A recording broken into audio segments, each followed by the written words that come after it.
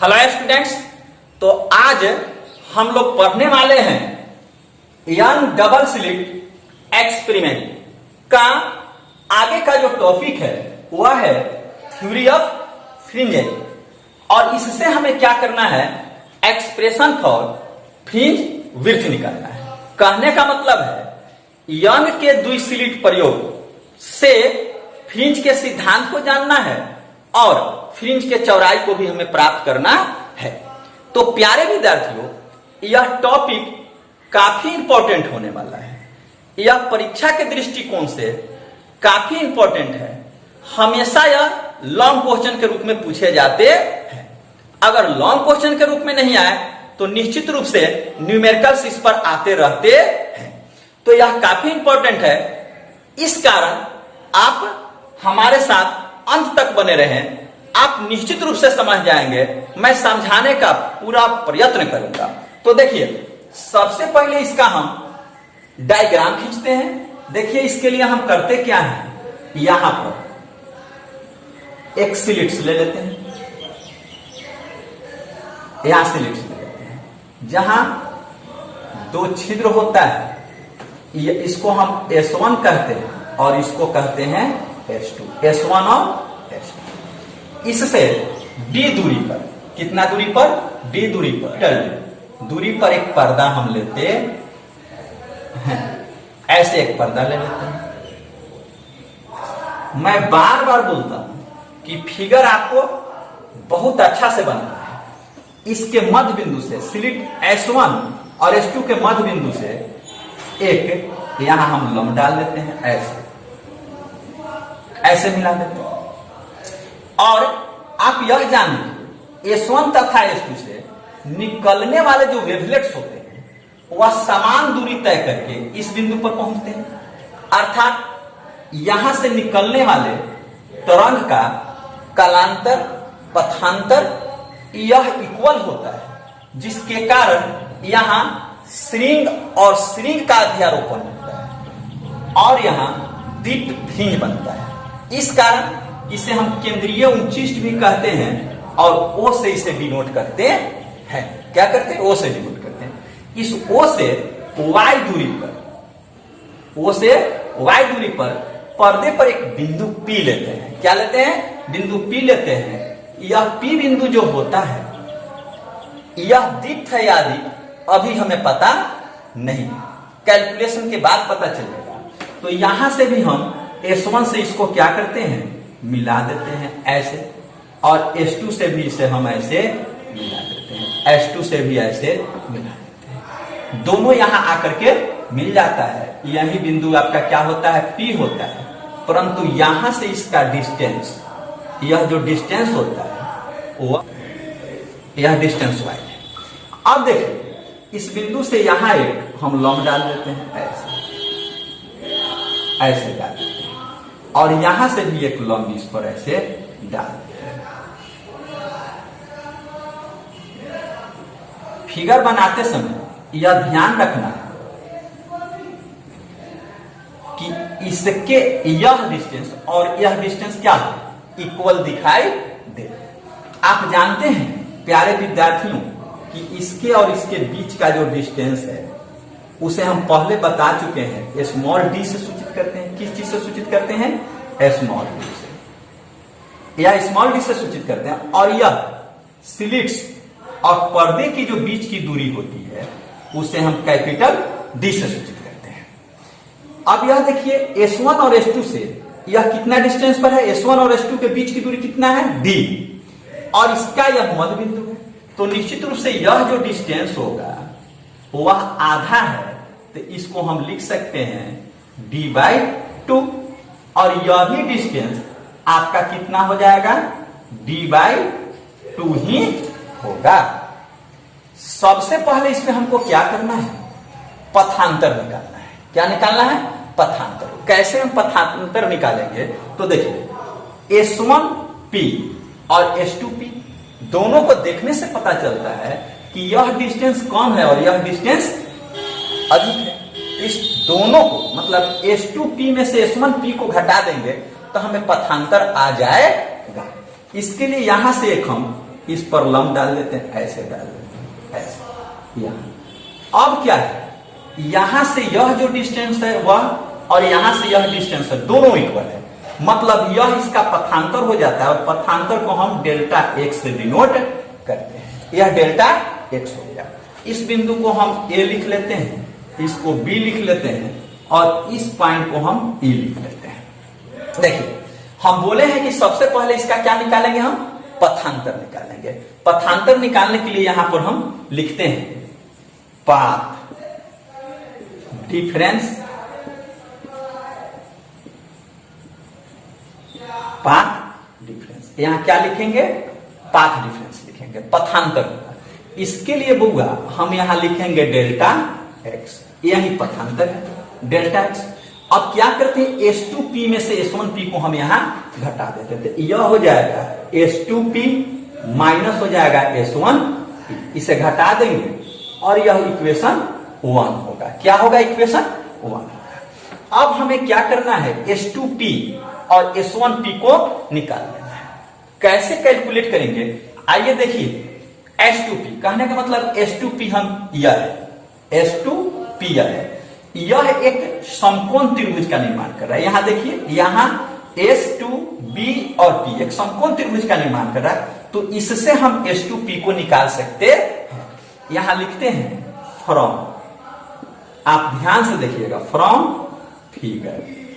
देखिए figure, figure में क्या है, हम ट्रायंगल ले लेते हैं, इन ट्रायंगल, इस ट्रायंगल को ले लेते हैं, S2BP को ले लेते हैं, S2BP समकोण त्रिभुज बना रहा है, तो यहां हम पाइथागोरस प्रमेय का यूज करेंगे, अर्थात इसको हम लिख सकते हैं S2P का होल स्क्वायर इक्वल टू, इसका होल स्क्वायर हो जाएगा, क्या हो जाएगा, S2B का होल स्क्वायर, अब प्लस हो जाएगा, इसका हो जाएगा BP का होल स्क्वायर हो जाएगा, यह हो गया BP का होल स्क्वायर, इतना हो जाएगा।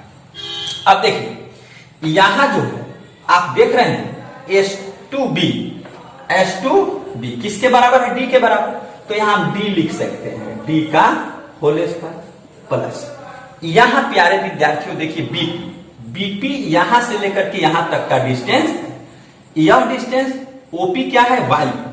अगर Y में हम D/2 जोड़ देंगे तो यहां तक का डिस्टेंस आ जाएगा, मतलब BP आ जाएगा। तो इसको हम लिख लेते हैं Y प्लस D/2 का होल स्क्वायर। क्या लिख लिए, Y प्लस D/2, मतलब इसको इसमें जोड़ दिए, यह इतना आ गया, यह इतना आ गया। तो अब एक चीज देखिए, यहां से हम क्या करते हैं, इस स्क्वायर को हटाते हैं, इधर क्या हो जाएगा, रूट हो जाएगा, यह हो जाएगा S2P। जब स्क्वायर हटाएंगे तो यहां रूट हो जाएगा, जिससे हम इतना लिख सकते हैं D का स्क्वायर प्लस यह होगा Y प्लस D/2 का यह स्क्वायर होगा, आई टोटल का हो जाएगा यहां 1/2, क्या हो जाएगा 1/2। इससे आप जानते हैं साधारण मैथ है यह। अब इसे हम क्या करते हैं, S2P यहां रहने देते हैं और यहां D को हम कॉमन ले लेते हैं, D स्क्वायर को कॉमन लेते हैं, लेकिन बाहर निकालेंगे तो क्या हो जाएगा, D हो जाएगा। ऐसे यहां क्या बचेगा, 1 बच जाएगा, यहां प्लस होगा और यहां बचेगा, यह बचेगा आपका Y प्लस D/2 का यह होल स्क्वायर होगा, यहां इसका बच जाएगा D का स्क्वायर, ऐसे हो जाएगा, और यहां 1/2 रहेगा। हमने क्या किया, यहां D स्क्वायर को कॉमन ले लिए तो यहां 1 हो गया, क्योंकि यह रूट में था, बाहर रखेंगे तो केवल D होगा, और यहां इसके साथ D स्क्वायर नहीं तो बट्टा में आ जाएगा D का स्क्वायर। अब इसको आगे बढ़ाने के लिए हम यहां बाइनोमियल थ्योरम लगाएंगे। क्या लगाएंगे, बाइनोमियल थ्योरम। तो बाइनोमियल थ्योरम क्या कहता है, आप जानते हैं, यहां लिख लेते हैं from binomial theorem. Binomial theorem math वाले बच्चे तो इसे जानते हैं, लेकिन बायोलॉजी वाले इतना टर्म को आप याद कर लीजिएगा। यह होता है 1 प्लस x का पावर n हो तो यह हो जाता है 1 प्लस nx, इसके आगे भी टर्म होगा। तो यहां हम बाइनोमियल थ्योरम का यूज करेंगे, परंतु उच्च घात वाले पद को क्या करेंगे, छोड़ देंगे। उच्च घात वाले पद को क्या करेंगे, छोड़ देंगे। तो अब आप देखिए बाइनोमियल थ्योरम का यूज करेंगे तो यह हो जाएगा S2P इक्वल टू हो जाएगा, यह D आपका रहेगा, यहां 1 हो जाएगा प्लस, यह कहां चला आएगा इसके तरफ 1/2 हो जाएगा, यहां हो जाएगा y प्लस D/2 का यह होल स्क्वायर होगा, और यहां होगा D का स्क्वायर। इतना यह इतना आ जाए, इतना यह अब इतना यह आ जाएगा S2P।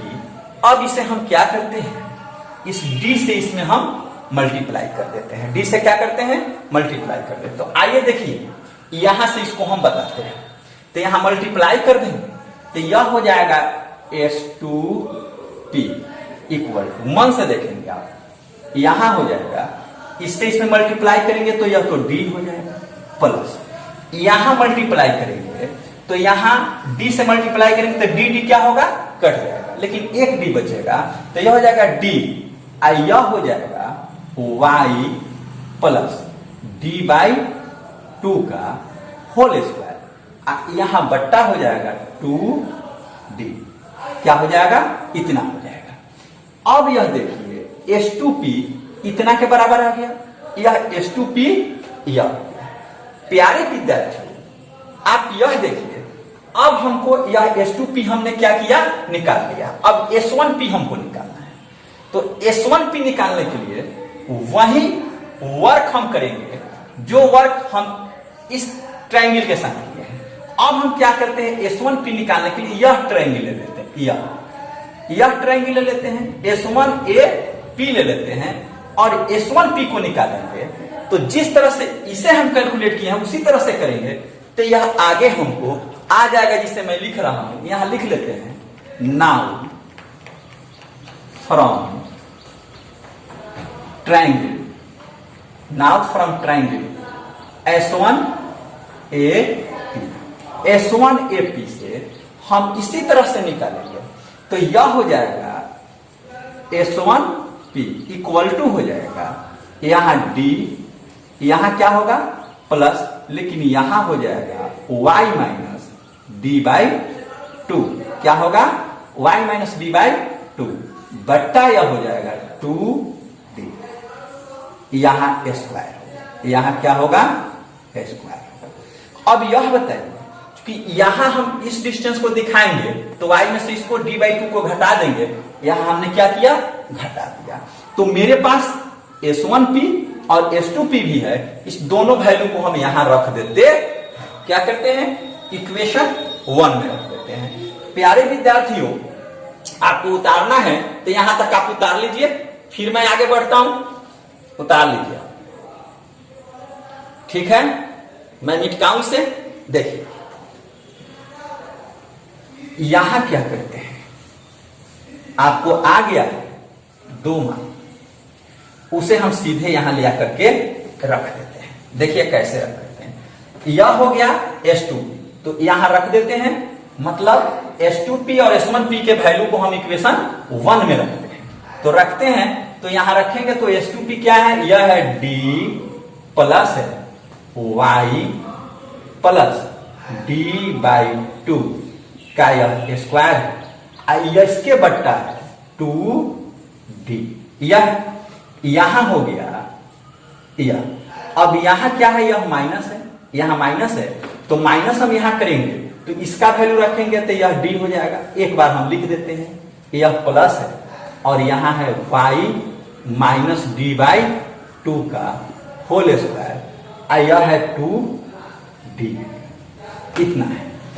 अब इसे हम क्या करेंगे, आगे बढ़ाएंगे तो यह हो जाएगा D, यह है देखिएगा y प्लस D/2 का होल स्क्वायर और यह है 2D, क्या है दूंगा, यह हो जाएगा 2D। अब यहां देखिएगा यह माइनस हो गया D और यहां भी माइनस होगा, इससे यह माइनस हो जाएगा, यहां होगा y माइनस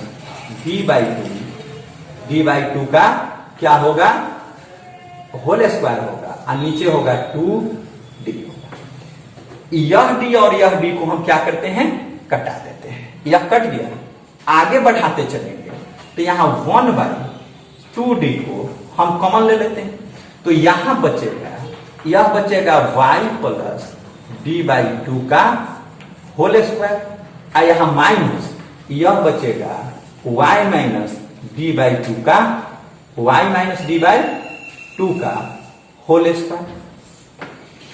अब यहां दो काम कर सकते हैं, या तो सीधे इसको a square minus B square के फॉर्म पर तोड़ सकते हैं, या अलग से इसको a plus B whole square और इसको a minus B whole square तोड़ सकते हैं। दोनों से यह बन जाएगा। तो आइए आसान तरीका हम अपनाते हैं। यह आपका डेल्टा x है, यह हो गया 1/2, यह हो जाएगा आपका y का स्क्वायर। देखिएगा y का स्क्वायर प्लस यह 2, यहां होगा y, यहां होगा d/2, और यहां हो जाएगा प्लस यह d का स्क्वायर हो जाएगा अपॉन हो जाएगा 4। क्या हो जाएगा? 4 हो जाएगा। यहां माइनस है तो यहां इसका हम लिखेंगे तो यह हो जाएगा y का स्क्वायर, यहां यह हो जाएगा प्लस, माइनस माइनस क्या हो जाएगा? प्लस हो जाएगा। तो यह हो जाएगा आपका, देखिएगा 2, और यहां हो जाएगा y, यह हो जाएगा d/2, और यहां माइनस हो जाएगा d²/4। इतना यह आ जाएगा। इसे हम तोड़ेंगे तो ये पहले से माइनस है, यहां माइनस आएगा तो माइनस माइनस प्लस हो जाएगा, यहां प्लस आएगा तो वह क्या हो जाएगा? माइनस हो जाएगा। प्यारे विद्यार्थी देखिए, y² कट जाएगा, यहां प्लस है यहां माइनस है तो यह भी कट जाएगा। आपके पास बचेगा क्या? यह 2 से यह 2 कट जाएगा, यह 2 से यह 2 कट जाएगा, बचेगा y भी और यहां भी बचेगा y भी। कहने का मतलब होगा कि यह डेल्टा x इक्वल टू बच गया 1/2, और यहां बचा यहां y यहां y, इसे जोड़ देंगे 2y/d बचेगा। क्या बचेगा? 2y/d बचेगा। और यहां पहले से है d, यहां भी है d, क्या है? 2d, capital D। अब यह 2 और 2 यह क्या होगा? कट जाएगा, इसलिए यहां बच जाएगा यह आपका पथांतर क्या आ जाएगा? डेल्टा x इक्वल टू आ जाएगा। इससे हम मल्टीप्लाई कर देंगे, 2 2 कट जाएगा, यह हो जाएगा y/d बटा कैपिटल D। प्यारे विद्यार्थियों, यह पथांतर के लिए व्यंजक आ गया जो काफी इंपॉर्टेंट होगा। क्या होगा? काफी इंपॉर्टेंट होगा। इसे आप निश्चित रूप से याद करेंगे। इसे डिराइव करने के लिए मैं आसान तरीका अपनाया हूं, आप समझ जाएंगे यहां तक। अब इसके बाद हम क्या करते हैं, कहां ब्राइट फ्रिंज बनता है और कहां डार्क फ्रिंज बनता है, उसके लिए हम क्या करते हैं, आगे बढ़ते हैं। तो देखिए, यहां इसको हम मिटाते हैं पहले, तो यह हो जाएगा ऐसे मिटाते हैं, और यहां लिखते हैं फॉर, स्टार का चिन्ह देते हैं, for bright fringe. Bright fringe, यह ब्राइट फ्रिंज जब तब होगा जब कंस्ट्रक्टिव इंटरफ्रेंस होगा, अर्थात इसको हम लिख सकते हैं कंस्ट्रक्टिव इंटरफ्रेंस।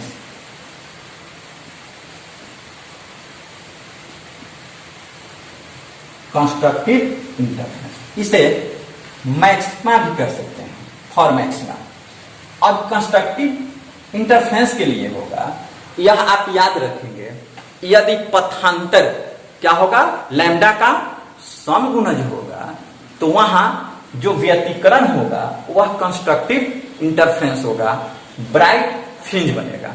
तो इसके लिए हम ऐसे लिख सकते हैं, यहां लिख सकते हैं delta x equal to N lambda. Lambda क्या होगा, समगुणन होगा, डेल्टा इतना लिख सकते हैं। तो इससे हम यहां बनाएंगे, यह होगा एन लैम्डा इक्वल टू हो जाएगा होगा यहां y d बट्टा हो जाएगा कैपिटल D। इससे हम y निकालेंगे, क्या निकालेंगे, y निकालेंगे। तो इसलिए y इक्वल टू हो जाएगा, मन से देखिएगा, y इक्वल टू हो जाएगा एन लैम्डा, क्या हो जाएगा, N lambda d capital D by small d। यह यह जो आपका आया फॉर्मूला, यह एनमी फ्रिंज के लिए डिप्थ भाग आया। तो अब यहां से हम क्या कर सकते हैं, यहां से हम कर सकते हैं n इक्वल टू 1 रख सकते हैं, 2 रख सकते हैं, 3 रख सकते हैं, और इससे कैलकुलेट करके फ्रिंज का चौड़ाई भी हम निकाल सकते हैं। कैसे करेंगे, यहां लिखेंगे वेन, मन से देखिएगा, वेन n इक्वल टू 1, तो 1 हो तो यहां हो जाएगा y1 इक्वल टू, यहां 1 लिखेंगे तो लैम्डा क्या हो जाएगा, कैपिटल डी बाई क्या हो जाएगा, स्मॉल डी हो जाएगा, कैपिटल डी बाई क्या हो जाएगा, स्मॉल डी हो जाएगा। इसी प्रकार आप देखेंगे तो y2 निकालेंगे तो यह हो जाएगा यहाँ 2, तो यह हो जाएगा 2 lambda D by small D होगा। इस तरह से हम आगे निकालते जाएंगे, आगे क्या करेंगे, ऐसे निकालते जाएंगे। तो यहां निकालेंगे yn-1, तो यहां हमें मिल जाएगा n-1, यह मिल जाएगा lambda capital D by small D, यह मिल जाएगा, यह मिल जाएगा। इसे आगे बढ़ाएंगे तो अब हमें निकालना है फ्रिंज की चौड़ाई। क्या निकालना है, फ्रिंज की चौड़ाई निकालना है। तो फ्रिंज की चौड़ाई निकालने के लिए हम करेंगे क्या कि किसी माने आगे वाले में से पीछे वाले को क्या करेंगे, घटा देंगे। कहने का मतलब होगा y2 में से y1 को घटा देंगे तो फ्रिंज का क्या आ जाएगा, चौड़ाई आ जाएगा। क्या आ जाएगा, चौड़ाई आ जाएगा। तो इसे निकालने के लिए हम यहां क्या करते हैं, लिख लेते हैं विड्थ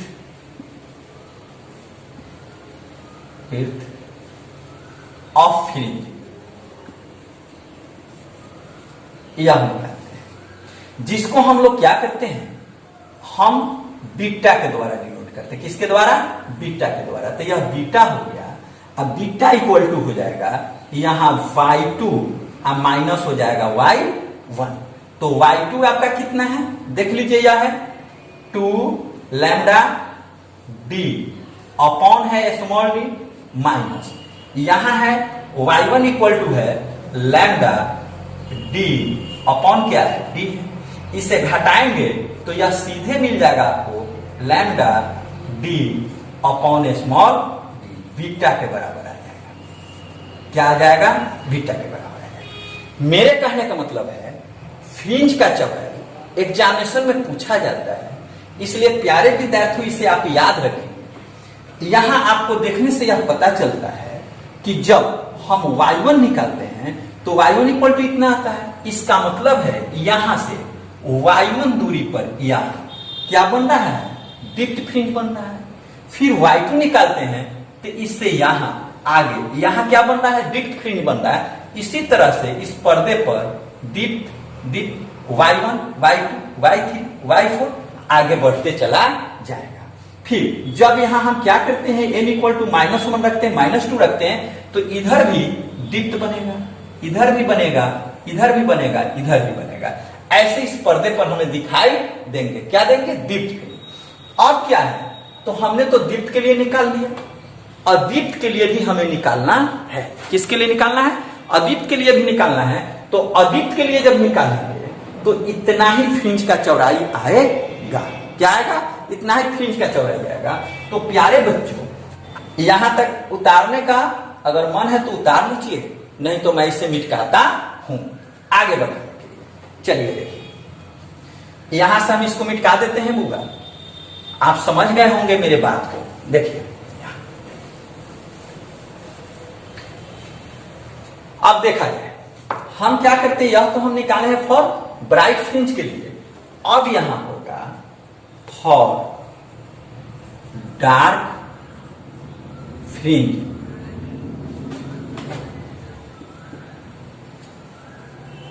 डार्क फ्रिंज, जब डार्क फ्रिंज होगा तो यहां डिस्ट्रक्टिव इंटरफेरेंस होगा। क्या होगा, डिस्ट्रक्टिव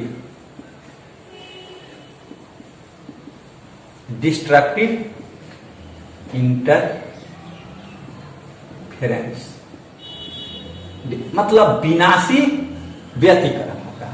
इसे मिनिमा भी हम कह सकते हैं।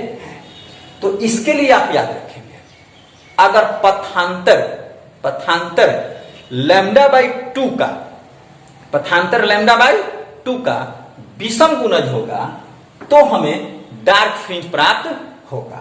तो इसे हम लिख सकते हैं इस तरह से 2n+1 यह लैम्डा बाई 2 लिख सकते हैं इक्वल टू यह होगा आपका डेल्टा x होगा। तो हम लिख सकते हैं 2n+1 और यहां लिखेंगे लैम्डा बाई 2 इक्वल टू यह लिख सकते हैं YD अपॉन कैपिटल D, ऐसे लिख सकते हैं। इससे भी हम क्या करेंगे, y का वैल्यू निकालेंगे। क्या करेंगे, y का वैल्यू निकालेंगे। तो y का वैल्यू निकालेंगे तो यह क्या हो जाएगा, देखिए y इक्वल टू इससे यह मल्टीप्लाई हो जाएगा, यह इससे मल्टीप्लाई होगा तो यह हो जाएगा 2n+1 आया हो जाएगा लैम्डा कैपिटल D अपॉन हो जाएगा 2D। इतना आ जाएगा, यह आ जाएगा y के बराबर। तो यह y के बराबर आ जाएगा तो हमें क्या करना है, इसके लिए y1 y2 y0 निकालना है। तो प्यारे विद्यार्थियों हम लिख सकते हैं पेन।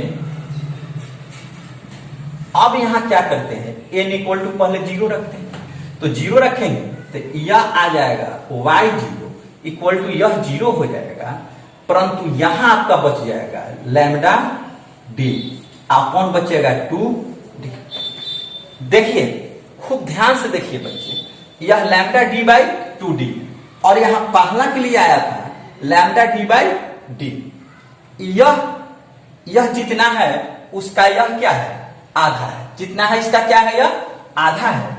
इसका मतलब है कि निश्चित रूप से यह केंद्रीय उचिष्ठ से जो डार्क फ्रिंज बनेगा वह यहां बनेगा। कहां बनेगा, यहां बनेगा। जब माइनस रखेंगे तो क्या बनेगा, यहां बनेगा। मतलब यह ब्राइट के बाद डार्क, उसके बाद में क्या होगा, ब्राइट होगा। यह आ गया इतना। अब हम इससे क्या करते हैं, y1 भी निकाल लेते हैं। मतलब यहां रखेंगे n बराबर 1, तो 1 रखेंगे तो यह क्या हो जाएगा, 3 हो जाएगा। यह हो जाएगा 2 और 1 3 हो जाएगा, अर्थात यह हो जाएगा 3 लैम्डा d। क्या होगा, खूब ध्यान से देखिएगा, यह हो जाएगा 3 लैम्डा कैपिटल D अपॉन हो जाएगा 2d। इसको भी देखने से पता चलता है कि यहां देखिए यह 2 लैम्डा d बाई d है, तो यह जो आपका ब्राइट फ्रिंज पहले से आया है यहां फिर क्या होगा, डार्क होगा, फिर यहां क्या होगा, डार्क होगा, फिर डार्क होगा, फिर डार्क होगा। उसी तरह से नीचे डार्क डार्क डार्क, मतलब यहां bright dark bright dark bright dark, ऐसे इस पर्दे पर हमें दिखाई देने लगेंगे। फिर अब इसे आगे बढ़ाते हम जाएंगे, आगे ऐसे बढ़ाते जाएंगे और यहां yn-1 भी निकालेंगे। क्या करेंगे, n-1 भी निकालेंगे तो प्यारे विद्यार्थियों यह हो जाएगा 2 और यहां हो जाएगा n-1, यहां हो जाएगा +1 और यहां हो जाएगा आपका, आप ध्यान से देखिए, यह हो जाएगा लैम्डा d अपॉन हो जाएगा 2d। इतना हो जाएगा। अब इससे हम क्या करते हैं, इससे मल्टीप्लाई कर देते हैं तो यहां यह बच क्या जाएगा, देखिए यह हो जाएगा yn-1 इक्वल टू बुआ हो जाएगा, यह 2n हो जाएगा, 2 हो जाएगा, यह 1 हो जाएगा, तो यह घटाएंगे तो यह हो जाएगा 2n-1। क्या हो जाएगा, 2n-1 यह हो जाएगा लैम्डा d अपॉन 2d। इतना हो जाएगा। अब मैं आपको बताया, हम आपको बताए हैं कि जिस प्रकार से यहां हमने फ्रिंज की चौड़ाई निकाली है, ठीक उसी प्रकार से यहां भी निकालिएगा तो अधिक फ्रिंज का चौड़ाई निकल जाएगा। तो फ्रिंज के चौड़ाई निकालने के लिए लिख लेंगे विड्थ ऑफ फ्रिंज।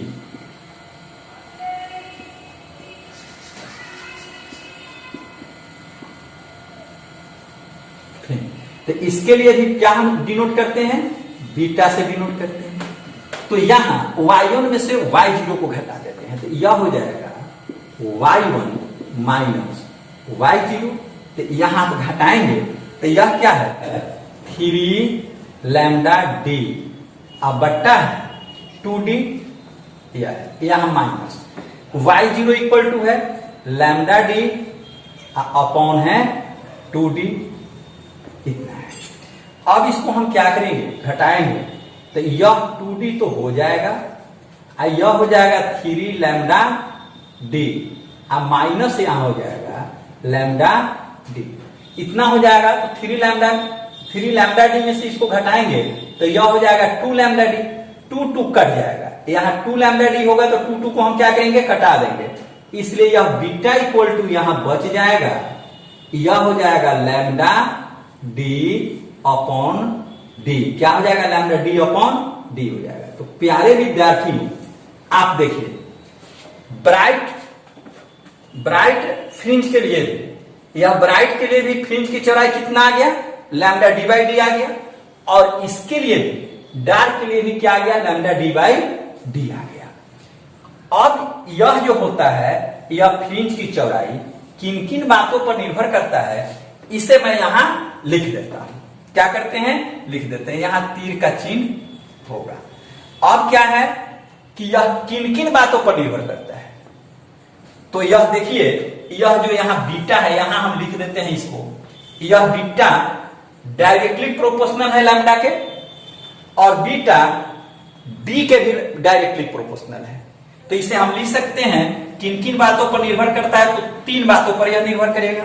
पहला होगा बीटा की डायरेक्टली प्रोपोर्शनल होगा लैम्डा का, दूसरा होगा यह बीटा डायरेक्टली प्रोपोर्शनल होगा कैपिटल डी का, बीटा यूनिवर्सली प्रोपोर्शनल किसके होगा, स्मॉल डी का होगा।